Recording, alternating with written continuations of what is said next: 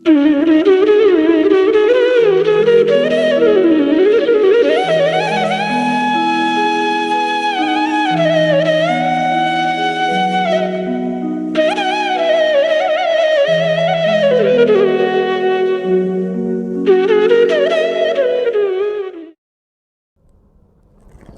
को हाथ जोड़कर प्रणाम। वैदिक ज्योतिष पीठ में आप सभी का स्वागत है। आज हम चर्चा करेंगे मेष राशि वालों के लिए, मेष लग्न राशि वालों के लिए कि उन्हें कौन सा रत्न या कौन सा नग धारण करना चाहिए। नग आप चाहे ब्रेसलेट के रूप में धारण करें, लॉकेट रूप में लॉकेट बनवा के धारण करें, या फिर आप अंगूठी में धारण करें। जब भी कोई रत्न धारण किया जाता है वो उस ग्रह को, जिसका वो कारक है, उसको स्ट्रॉन्ग करने के लिए किया जाता है। तो मेष राशि जो होती है उसके स्वामी मंगल होते हैं। तो मंगल को स्ट्रॉन्ग करने के लिए, मंगल को अपने अनुकूल बनाने के लिए आपको रत्न धारण करना चाहिए। अब प्रश्न आता है कि हमें कौन सा रत्न धारण करना चाहिए, उसके साथ और कौन से रत्न धारण किए जा सकते हैं। तो मेष राशि वालों के लिए जो शुभ रत्न होता है वो मूंगा होता है। तो मेष राशि वालों को मूंगा धारण करना चाहिए। अब प्रश्न अगला ये आता है कि उसके साथ साथ और कौन से रत्न हमें पहनने चाहिए और क्यों पहनने चाहिए।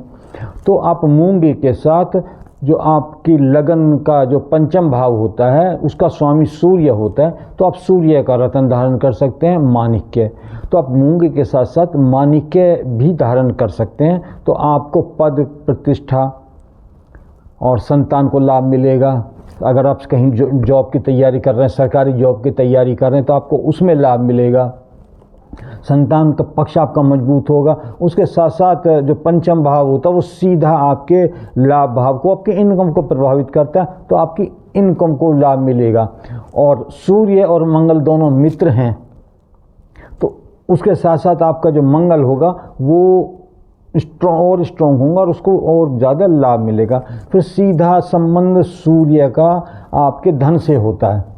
और किसी कारण से आपका सूर्य कमज़ोर है और आप मूंगे के साथ साथ माणिक्य भी धारण कर रहे हैं, सूर्य स्ट्रॉन्ग होगा तो धन की जो आपकी आय है उसमें वृद्धि होगी। उसके साथ साथ आप जो भाग्य का रत्न है, आपका जो भाग्येश है मेष राशि वालों का, वो बृहस्पति होते हैं। तो बृहस्पति के लिए आप पुखराज धारण कर सकते हैं। तो प्रश्न था कि मूंगे के साथ कौन से रत्न धारण करने चाहिए। तो आप माणिक्य और पुखराज, 3 रत्न ऐसे हैं जिनको आपको धारण करना चाहिए किसी भी रूप में, लॉकेट के रूप में, ब्रेसलेट के रूप में, या फिर अंगूठी बनवा करके। अब कौन से रत्न नहीं पहनने चाहिए। आपको हीरा, नीलम और गोमेद, ये 3 रत्न ऐसे हैं जो मूंगे के साथ नहीं पहने जाते हैं। हीरा शुक्र का है, नीलम शनि का है और गोमेद राहु का है। अब शुक्र आपका मार्केश है, इसलिए उसको नहीं पहनना चाहिए। उसको बल मिलेगा, स्वास्थ्य खराब होगा, आयु को खतरा हो जाएगा। इसके साथ साथ जो नीलम है वो भी मंगल को अपना शत्रु मानता है शनि। नीलम शनि के लिए पहना जाता है, तो इसलिए आप नीलम भी मूंगे के साथ नहीं पहनना चाहिए। तीसरे नंबर पे आता है कि गोमेद, राहु शनिवत कार्य करता है और राहु भी मंगल को अपना शत्रु मानता है। तो इसलिए आप दोनों का विरोध हो जाएगा और जो लाभ आपको मिलना चाहिए वो आपको लाभ नहीं मिलेगा। तो आप मूंगे के साथ साथ हीरा, नीलम और गोमेद, या जो अमेरिकन डायमंड होता है उसको नहीं पहनना चाहिए।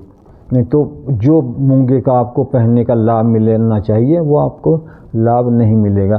तो जो बात हम आपको समझाना चाह रहे हैं वो आप समझ पाए होंगे कि अगर आपको मंगल स्ट्रॉन्ग करना है तो आपको मूंगा पहनना चाहिए। उसके साथ साथ प्रश्न ये आता है कि हमें किस रूप में पहनना चाहिए। वैसे तो मैं भी बता चुका हूँ कि आप इसे अंगूठी के रूप में पहन सकते हैं, ब्रेसलेट के रूप में पहन सकते हैं, या फिर आप लॉकेट के रूप में पहन सकते हैं। वो उसको इस प्रकार पहनना चाहिए कि जो उसका जो ऊपर वाला भाग होता है, जैसे वो आपके जो त्वचा है उससे टच होना चाहिए। उसको इस प्रकार आप अंगूठी बनवाएं, चाहे ब्रेसलेट बनवाएं और चाहे आप लॉकेट बनवाएं, वो आपके उससे टच होना चाहिए त्वचा से। उसके साथ के साथ प्रश्न ये होता है कि हमें कितने वज़न का रत्न धारण करना चाहिए। तो आपको कम से कम 7 से 8 रत्ती का वज़न का जो नग है वो धारण करना चाहिए। या फिर एक तरीका ये होता है कि जो आपका वज़न है 10 किलो पे 1 रत्ती, इस प्रकार से देख लें कि अगर आपका वज़न जो भी है जितने भी आता है तो प्रति 10 किलो पे 1 रत्ती के अनुसार आप अपने नग का चुनाव कर लें। क्योंकि किसी का वज़न ज़्यादा भी हो सकता है, किसी का कम भी हो सकता है, लेकिन जिनका वज़न कम है उनको 7 साढ़े 7 रत्ती से कम का नग धारण नहीं करना चाहिए, नहीं तो उसका कोई आपको लाभ नहीं मिलेगा। जो जानकारी हम आपको देना चाह रहे थे वो आपको समझ आई होगी। फिर भी इस विषय में अगर किसी का कोई प्रश्न है तो आप हमें कमेंट्स बॉक्स में लिख सकते हैं, हम वो आपके प्रश्न का उत्तर देने का प्रयास करेंगे।